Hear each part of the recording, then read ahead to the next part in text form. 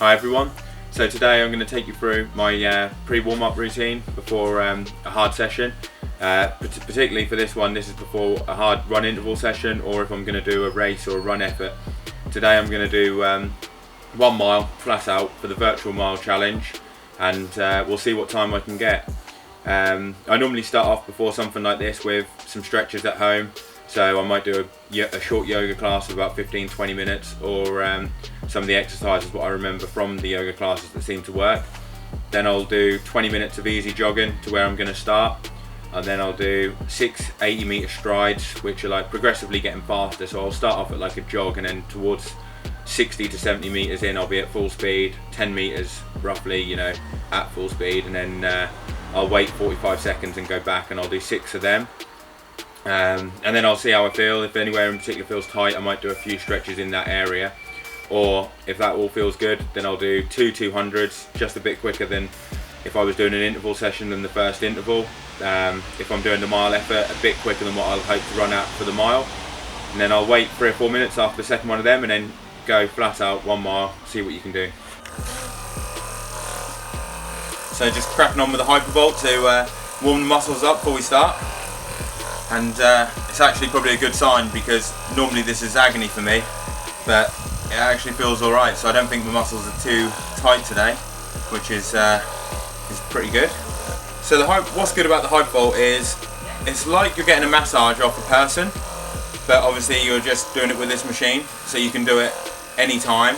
You haven't got to like pay £35 or whatever for someone to come around and massage you, and you get different attachments and different speeds. So like for me, this area here is always like really tight. That's my worst area. So you can get in there and it just feels like you're getting a good sports massage, like someone's getting right in there on the muscles and loosening it off. And as you go through the speeds, normally as your muscles get more looser, you can go through the speeds and you get onto level 3 towards the end, and then when you get on that, you're pretty good. Like you're probably going to be as good as you're gonna get. If I go out for a run or a bike ride, especially if it's a hard session, I'll try and use it whenever I can, because you do feel a lot better, but sometimes you neglect it, and when you do neglect it, you won't feel as good. So the first stretch I'll do is for the hip flexors. So I'll put my right leg out, left, you kind of like lean into the right foot, and you should feel it stretch right in your groin area. It's really good for running, because you want that long stride and you want to have like a high heel flick at the end of each step. So it's really good for that. If you've got tight hip flexors, you just won't be able to get into a good, nice long stride. So it's great for that. And also runners can get a lot of hip problems as injuries. So a really important stretch to do. And I'll probably hold it for about 20 to 30 seconds, then swap and I'll do the other side. Alright, so the second one, so again, it's another one for the groin area. So I'll sit down, feet touching each other, and then with your hands, you pull your feet towards your body, and then you kind of like move your abs and everything towards your feet. And that's another one that's really good for the groin area, similar to the last one what I did, but just a different stretch for getting that area.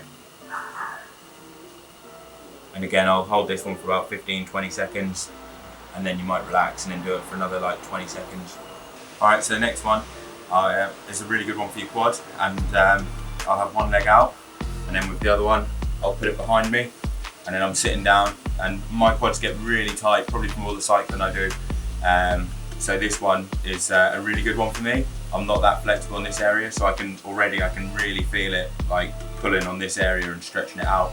But I find it really helps when I'm running, because sometimes if I don't do this stretch and I try and go into a hard session, I can feel like I've got really heavy legs, and I find this one really helps with that. So I'll try and hold this one for about 20 to 30 seconds again, then I'll do the other leg, and then I'll do it twice through on each leg, so about a minute in total. If you want to make it harder, you can bring both legs like this, and then you can kind of like bring your body back, and you can really feel it on both legs at the same time there. That's a good one to do as well.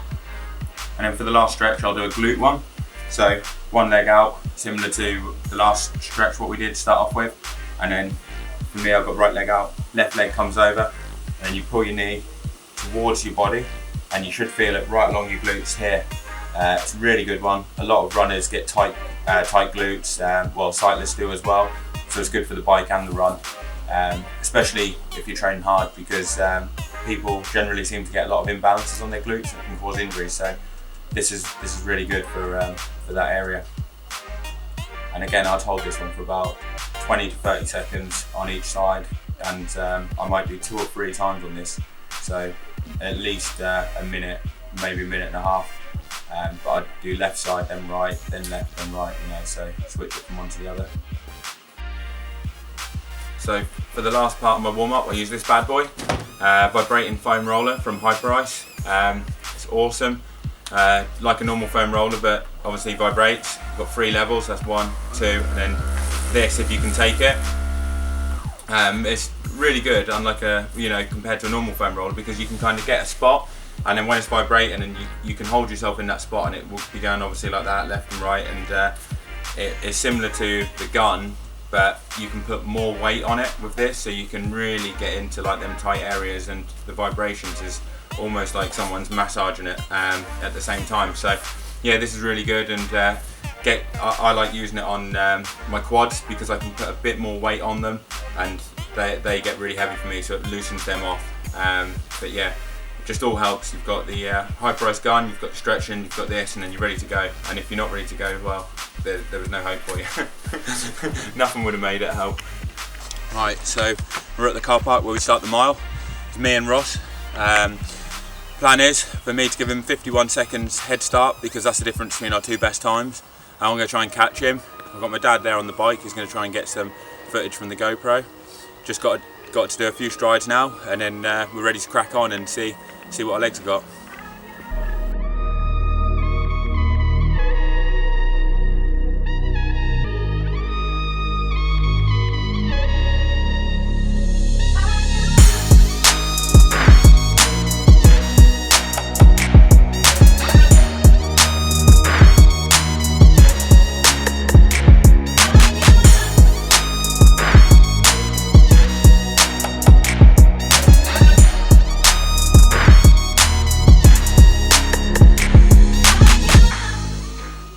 Right guys, session's done, back at home, putting the feet up.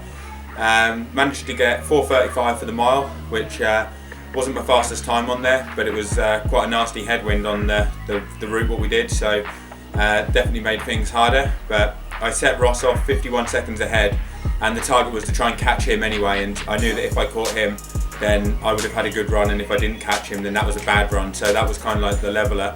And I managed to catch him, and I think I put about 15 seconds in, so it was really good from that perspective. But it was a shame that I didn't get a PB, but I'll be back there on when there's better conditions, and see if I can go sub 4:25 on that loop. Alright guys, hope you enjoyed the video.